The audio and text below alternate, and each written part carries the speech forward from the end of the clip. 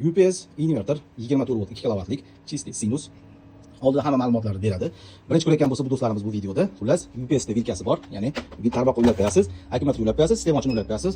O'zi tok chiqarib turadi. Svet o'ssa, akkumulyatordan chiqarib beradi. Svet borligida akkumulyator o'zi harakat qiladi, hamma o'zi avtomatik bajaradi. 2 kilovatlik UPS do'stlar mana. Spirali lampochalar ko'p ko'tardi mana. Tarmoqda bor, tarmoqda o'ssa akkumulyatordan чистый sinus do'stlar.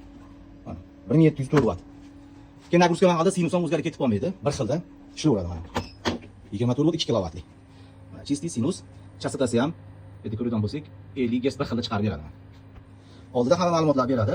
219 volt standart. Keyin par nagruskada напряжение tushib ketib qolmaydi. Ya'ni nagruska bitta lampochka olsangiz ham 10 ta lampochka, spirali narsalar nagruska qo'yganingizda ham напряжение pasayib ketib qolmaydi. Bir xilda ushaveradi. Mana 22 volt akkumulyator yo'nkisi 219 volt standart stabilni chiqaradi. Faqat tarmoqda prime olib beradi.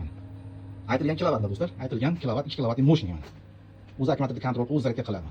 Чистый sinus. Keyin mana bunaqa abagrevatorlarni ham ko'taraveradi. Men sizlarga hozir misol tariqasida ko'rsatib chiqamiz. Mana. Qancha vatt olyapti? 959 vatt. 1 kilovatlik. Sinusimiz o'zgargani yo'q. Bu yerdan undan hamma ma'lumotni beradi. 219 volt, 942 vatt. Mощный.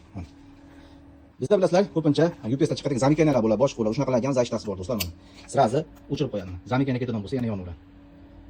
Sirazi o'chiradi. Zamikana bo'lsa o'chiradi, yana qayta ishga tushiraveradi. Чистый sinus 24 volt 2 kilovatlik do'stlar mana. 3 yil inshaalloh garantiyasi bor.